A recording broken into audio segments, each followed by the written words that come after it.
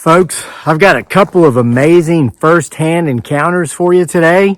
Ironically, both of them out of the great state of Oklahoma, where I found through reading the first story, it's just as cold down there as it is up and over here in Virginia. The second story is kind of peaceful and comforting, but the first one is absolutely terrifying, and I'm sure you'll agree with me that after you hear this yourselves, you're going to want to make sure your doors are shut and locked at all times. Guys, it's reached a new level with this drone nonsense and orbs and plasmoids and whatever UAPs, UFOs that still, as of this recording, the people who are supposed to be in the know are not telling us about. So all we can rely on are the first-hand encounters like these. Let's get to them because it is 17 degrees out here again this morning. And I don't want to stay out here too long. Dear Kevin, I am so glad that my husband and I found your channel about a month ago. Like you and your wife, we had a very similar experience where we witnessed a strange UAP, that's unidentified aerial phenomena, just above our field one evening this past November here in rural Oklahoma, about half an hour east of Oklahoma City. Almost like the exact same thing that you and your wife experienced, my husband and I were sitting out in our field watching the deer just as the sun was going below the horizon when suddenly a light appeared in the sky just above the deer we were watching. Like you and your wife, we assumed it was a plane. But after a couple of minutes and after the deer walked off into the woods, we realized that the light was remaining stationary, as if it were hovering. We both knew that planes don't hover, so we got up and walked toward the light. As if it had a mind of its own and could tell we were approaching, it slowly backed up into the woods at the same pace at which we were walking. Now, let me point out that when it came in, it was above the tree line, but when it backed up, it was below the canopy. It literally went in the woods and hid from us, we assumed, behind a tree, because even after splitting up to look for it, we could not find it. And I want to point out that the whole time it made no sound. And like you and your wife, over the course of the next 3 days, my husband and I were near deathly ill. We both have had the little C, as I know I must call it on social media, to avoid being banned, as you're only allowed to say the actual name if you spew the current party's line in regard to it. But if, like us, you question authority, you will be summarily canceled. And the way my husband and I felt for those 3 days was just like that, as if we had the little C again, but a little worse. Very similar to the symptoms I had after I saw one by myself the second time. Between the time we first saw this thing, whatever it was, in the new year, which as of this recording was just last week, we had to have seen it half a dozen more times. It would just randomly appear. We learned our lesson the first time and we would stay away from it. In so doing, we never experienced any sort of ill effects after having seen it.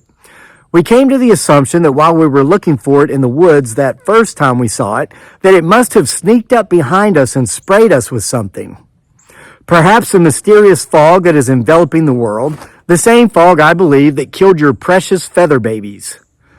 Anyway, one day, earlier this week, I'd come home from the grocery store to find that the front door to our house was wide open.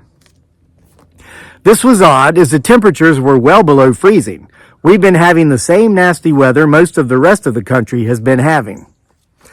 I panicked, thinking that something must have happened to my husband. I'm about your age, early 50s, but he's 10 years older than me. He stays active, doesn't drink or smoke, and as such is in great health, especially in comparison to most of his peers. But he is in his 60s, and I do worry. I literally dropped the bags of groceries I was carrying and ran into the house. There, I saw my husband lifting himself up in the living room, using the firewood we keep stacked in our wood rack for assistance. Our firewood bag with a full load was lying on the floor beside him. I rushed to him, knelt down, and said, "Don't get up. Just wait. Did you fall?" "Yeah," he said. He was looking around, dazed and confused, and I was afraid he'd either just had a heart attack or a stroke, because his eyes were glazed over. It wasn't as if he'd slipped and fallen. It was as if he'd either passed out or been knocked out. He seemed to be coming to, if you know what I mean. Anyway, after sitting on the floor with him for at least a full 2 minutes, making sure that nothing was too injured for him to stand. I helped him up and over to the couch. I went into the kitchen to get him a glass of water, and when I came back in, and after he'd taken a few sips, he told me exactly what had happened, and I could literally feel my skin crawl the whole time he spoke. First time I read this, I felt my skin crawl as well, so folks, get ready. Kevin, my husband and I have been together for 40 years, and Yeshua, the Son of God, whom I lay my faith and trust in as my eternal Savior, and to whom I swear as my witness, just as I witness for him in his holy name in my earthly efforts to draw others to him, my husband has never lied to me, and I believe the story he told me 100%. Basically, my husband had been carrying in firewood for the night, just before dark. He'd already brought in 2 loads, and he said that when he'd gone out for the first load, he'd seen that rascally little drone flying around just inside the tree line, which would be about 50 yards from our woodpile. He said that he felt like it knew he'd seen it because it immediately went behind a tree and hid, just like that first time we'd seen it. And Kevin, by this point, we determined that more than likely, someone who lived around us, and FYI, we cannot see any of our neighbors, must have gotten a toy drone, the way this thing acted, but still, we always had our guards up about it because we had talked to all of our neighbors by this point, and none of them, according to them, had a drone. Anyway, my husband didn't see it on his second or even his third trip out for wood, but he said that when he got inside with that third load and was about to stack it on the pile, he felt what felt like someone blowing on the back of his neck. He said he turned around thinking I'd come home and sneaked up on him, only to see that drone right in his face.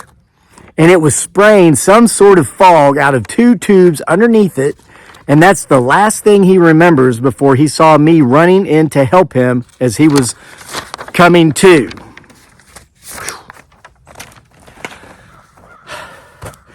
Gets even creepier. Now, here's something even more strange, Kevin. I've heard so many people talk about the loss of time when they've had odd experiences associated with these ETs, which we've come to believe they are, but my husband seems to have gained time. As we've discussed this issue over and over, he is convinced that even when he came in with that third load of wood, that there couldn't have been more than 5 minutes of visible daylight left. Well, when I got there and found him, that's about how much daylight was left. However, he says that he must have been out for at least an hour because he said that while he was unconscious, he had a dream of a time that he and his best friend from high school had gone camping and drank a 6-pack of beer that his friend had sneaked out of his parents' beer fridge in their garage. It's the only time my husband ever consumed alcohol in his life. He said that in the dream, he and his friend sipped all 3 beers each, and that the dream must have lasted for 2 hours because it was all in real time. Yet, from the time he was gassed, which is what we believe actually did happen, until he came to, no more than just a couple of minutes could have passed, or it would have been entirely dark. Wow. Kevin, again, I am so glad we found your channel because we have nowhere else to go with this story. My husband refuses to talk about it with anyone but me, and it took me days to gain his permission to share this with you. Please keep me and him anonymous, though I am including both of our names and contact information in this email in case you want to reach out for more information. I pray that at some point we can get to the bottom of what's going on. This is not normal. Again, like you, I've been around just more than half a century, and I have never seen anything like this before in my life, nor has my husband. Your faithful viewer, Anonymous. So, folks, I know that many of us who live in rural areas have a tendency to not even lock our doors when we leave town. But how things have changed. You've got the nefarious delivery people, whatever they're up to, and now this... and we're still getting no answers? I gotta catch my breath after that one. Hey, it's a good thing I read you that one first over this next one, or if I'd have read that one second and you listen to this video in the evening, you might have had nightmares tonight. You still might. Folks, make sure you're shutting and locking your doors. Now let's get on to the next one, again from a viewer in Oklahoma. Dear Mr. Lake, I was witness to a mass sighting. Oh, wait a minute. Let me go up to the beginning. Here we go. She starts out by saying, may I call you Kevin? I was raised by a colonel as an army brat, raised to call men like you, sir, or Mr. Lake. Please call me Kevin. I was an enlisted man. Sir refers to officers. As an enlisted man, I worked for a living, and Mr. Lake is my dad, and he's an a-hole. I want no association. Kevin would be wonderful. I would love for you to read my email on your channel. We're doing it. I'm extremely interested in finding out how many people remember this mass sighting. Please just call me China Cat for channel purposes. I call myself that after my favorite song by my favorite band. I'm not from China. I'm a U.S. citizen born and raised. I'm a budding children's author and don't need my name associated with anything other than that. My stories have nothing to do with UFOs or mysteries of the universe. Sincerely, China Cat in Oklahoma. And by the way, China Cat is a song by the Grateful Dead, which is a big part of this story and obviously her favorite band. Then she gets into the story with, I'm going to replace Mr. Lake with Kevin. Dear Kevin, let's pretend she wrote that. I was witness to a mass sighting back in the early 90s. I have never heard of anyone else who was also witness to this event speak about it since that night. I believe that all the people who saw it were so accepting of the idea that they were not fazed or afraid. Let me tell you the story.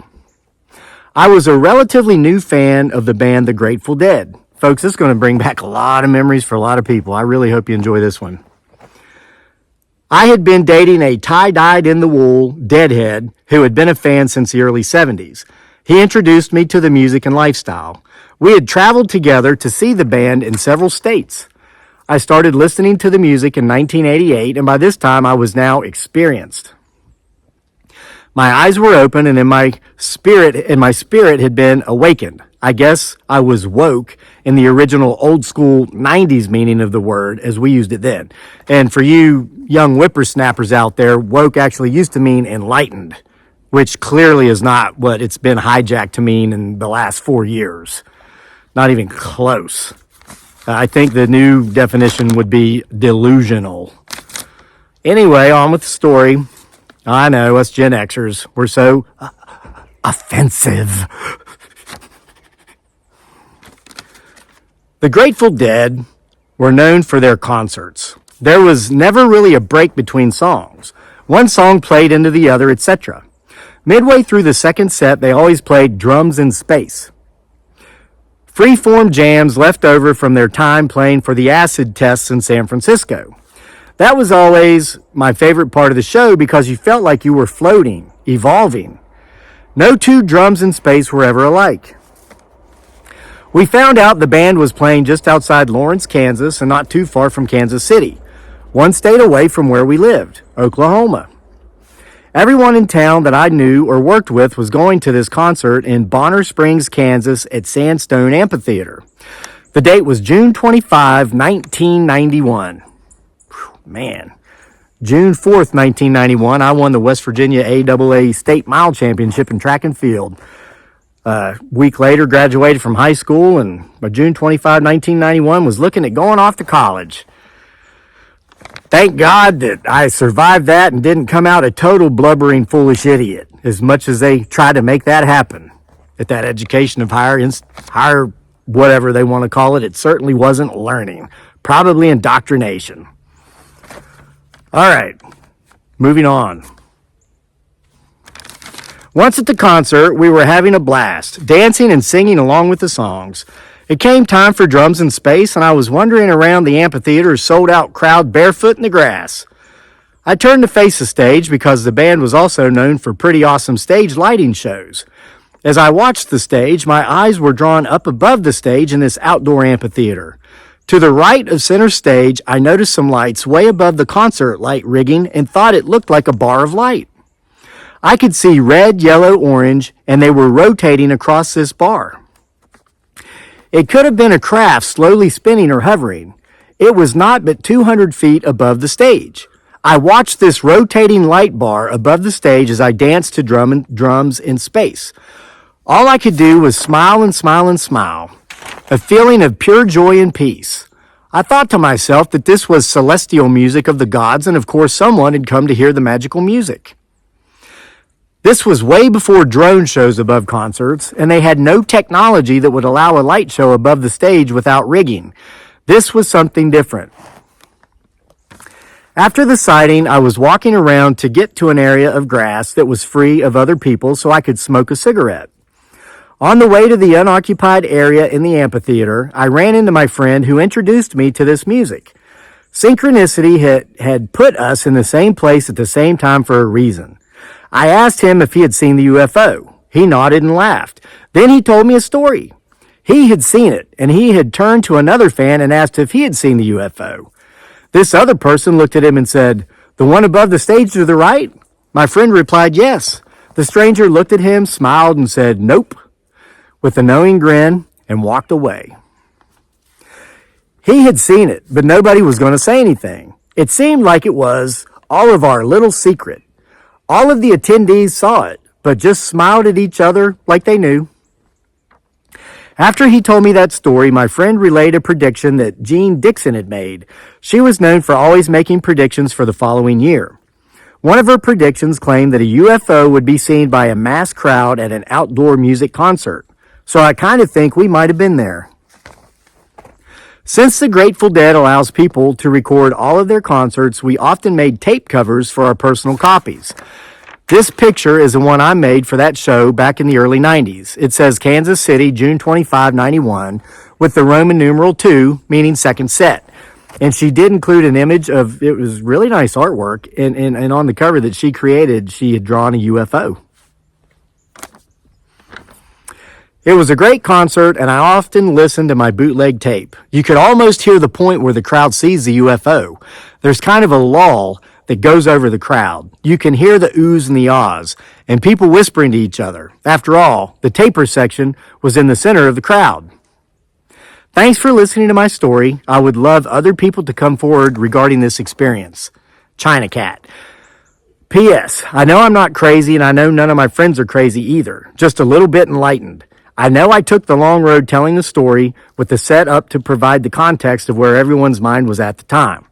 The peace and joy I felt during that encounter proved to me that they are not here to hurt us. They're here to help us, guide us, and awaken us to our true purpose. China Cat from Oklahoma, and Anonymous before that from Oklahoma. Thank you both for your stories. Folks, I'm putting it out there. Would any of you watching happen to have been at that Grateful Dead show back in 91? Or were any of you at any of the Dead shows during that era? And did you have a similar experience? If so, let us know in the comments section. Also, big announcement. Firstly, I want to thank the tons of you who have signed up as members of this channel now. You will be getting your first free perk as a member, or whatever, your first perk as a member this evening when I do live stream at 7 p.m. It's a members only live stream. And my beautiful bride, Dearly, aka Giggly Girl, will be guest appearing. She's going to talk a little bit about how excited she still is about having become a United States citizen this past summer. She's stoked. She loves America. She is grateful to be here. She puts people in their place. The ones that talk about how terrible it is here, she asks them if they'd like to go spend a year in her country, in her province where she's from, not on some 5-star luxury Western tourist resort, but actually in the provinces in the jungle. She recommends they do that and then come back and compare notes. She's quite the little firecracker, cute as a button as she is. Her U.S. passport's on the way. We've already got trips planned to Peru and Greece, and she's excited to talk about all that. And I will answer any and all questions asked of me. We'll talk about anything y'all want to talk about. Planning on going for at least an hour. See you then. Thanks for your time. See you for more next time. You can keep sending your stories. The email address is crazylake@mail.com. See you for more later.